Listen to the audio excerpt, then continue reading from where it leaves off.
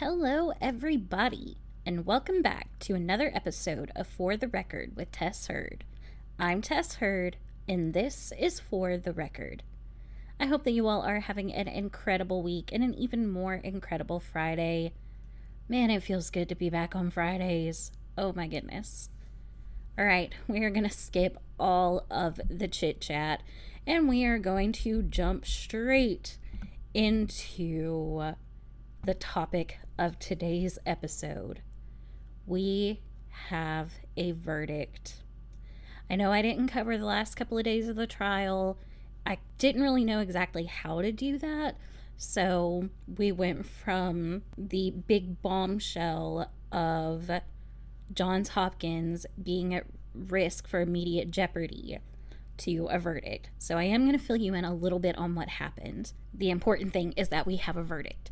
So, really quick, before I tell you what the verdict is, I'll do somewhat of a little recap here.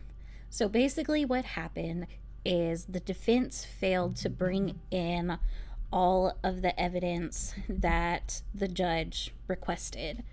He said that he wanted everything that had a scintilla of odor that could potentially lead to this immediate jeopardy. He wanted that turned over. And while defense did bring in several boxes of files and reports, they did not actually bring in the report about the immediate jeopardy. So that was a strike against them. In the end, the evidence of the immediate jeopardy was brought to the jury. It was let in. And basically, that kind of sealed the fate of Johns Hopkins. So with that being said, we're going to get into this verdict. This trial has gone on for 9 weeks, and we've been following along with it since witnesses began testifying about 6 weeks ago. We've heard every testimony, seen every piece of admitted evidence. We've watched the court react and heard responses to each question asked.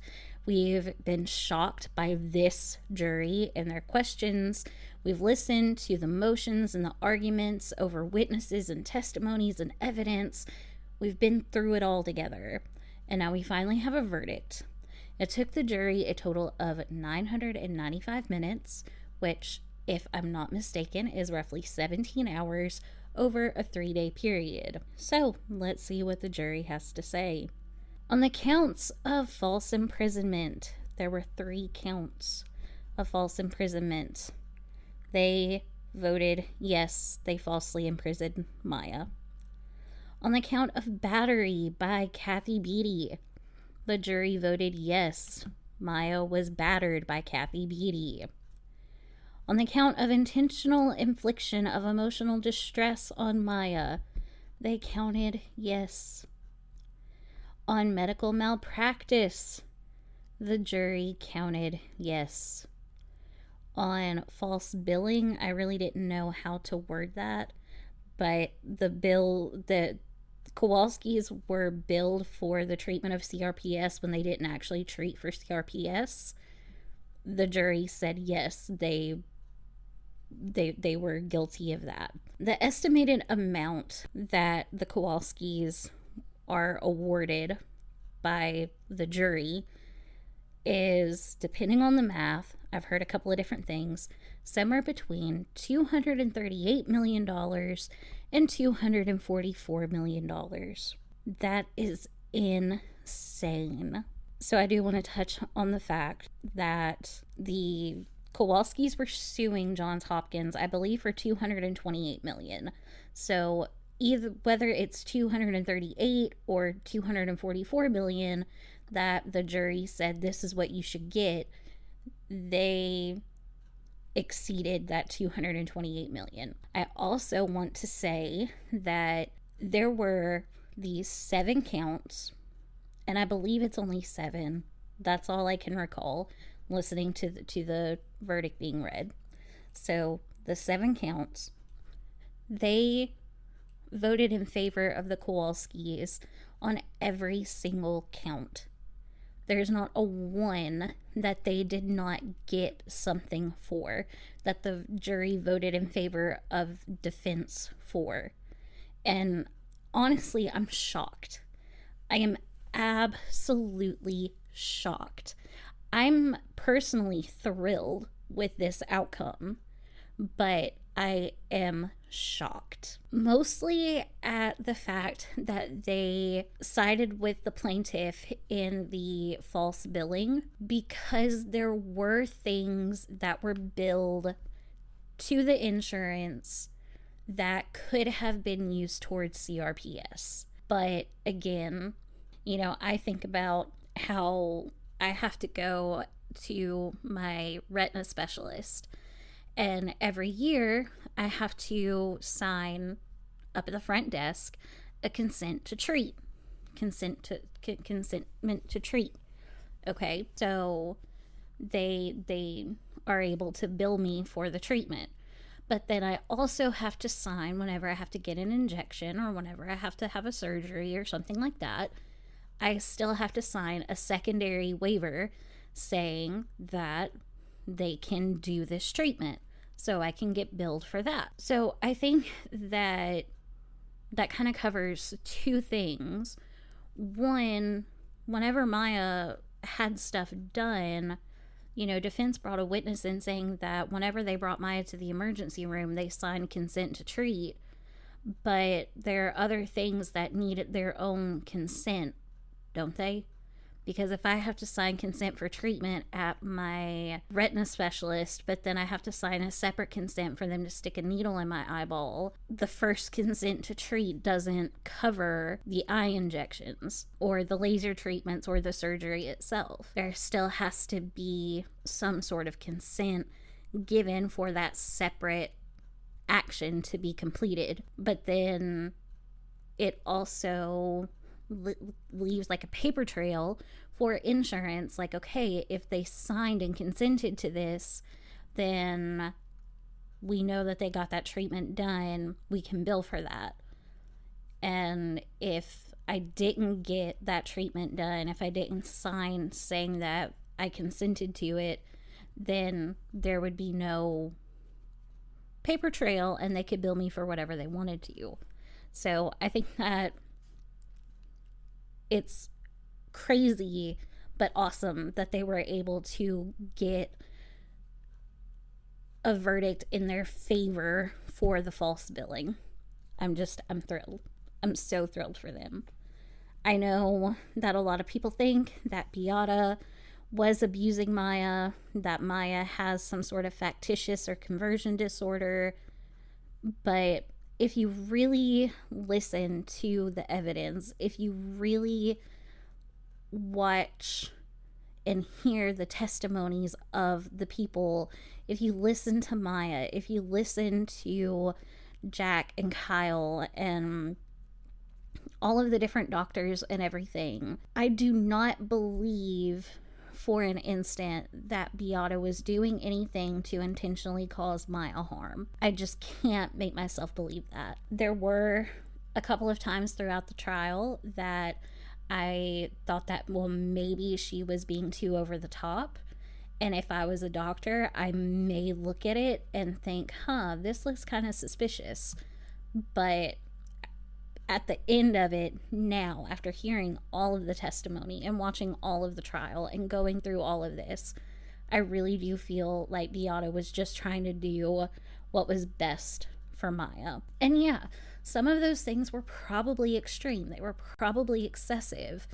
But she wasn't doing those things on her own volition. She was doing those things at the recommendation of the doctors. And in closing arguments, the plaintiff really brought that out. Like, if you think that what was being done to Maya was so bad, why aren't you going after the doctors who were doing it to her? Why are you going after Beata whenever Beata was just listening to what the doctor said? She wasn't the one who was coming up with these treatment plans. She wasn't the one who was doing all these things. She was just following the doctor's orders. And I think that some of the doctor's orders were a bit extreme. But I also have a friend who said that if it was her and her daughter, she would do the exact same thing. She would do whatever she had to do to take care of her child and make sure that her child wasn't hurting and wasn't sick and wasn't in pain. I don't have that mother's instinct, that mother's intuition, so I can't speak to that.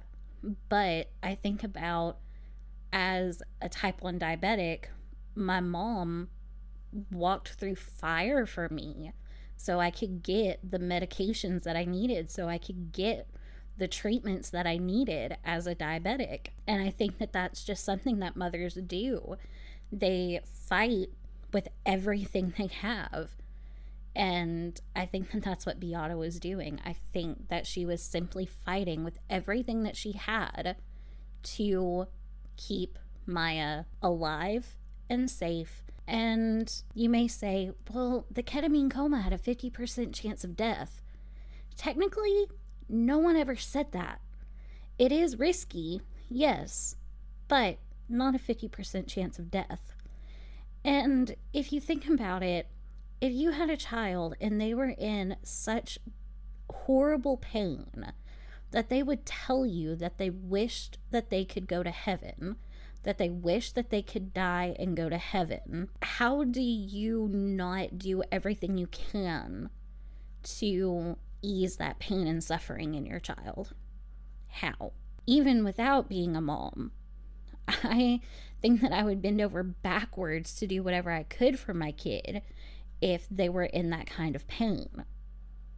And if the doctor said, oh, well, there's this really risky procedure you can do that'll help her, then yeah, I'd probably go for it, because the chance of it helping outweighs the risk of the chance of it hurting. At least I think that's how Beata saw it. So we're going to move on from that, because I know that there is a lot of people who are going to be very upset by what I said. And that's okay. That's fine. We have the right to have a differing opinion on this, and that's okay. I just ask respectfully that if you want to debate it, do so respectfully. I'm not going to come back in the comments with my keyboard warrior attire on and slash you out for it. So please don't come at me like that either. I would appreciate that. Back onto the verdict. The only thing that still needs to be done is the jury thought that the Kowalskis deserved punitive damages. And so there is another verdict form that they have to go through. And they have to hear a little bit more testimony about the punitive damages.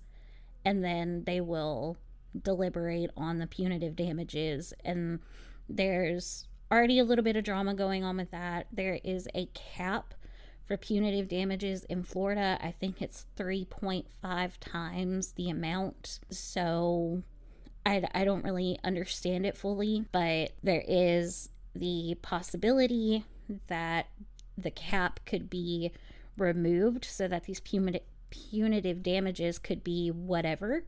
But then there's also a chance that the cap could stay in place and the punitive damages will stay lower than what they could be. So that is still up in the air, but things are finally gonna settle down a little bit now, at least for me and in my life. There is obviously, without a doubt, definitely going to be appeals from the hospital on this. And as long as an appeal is going on, then the Kowalskis do not get any of the money.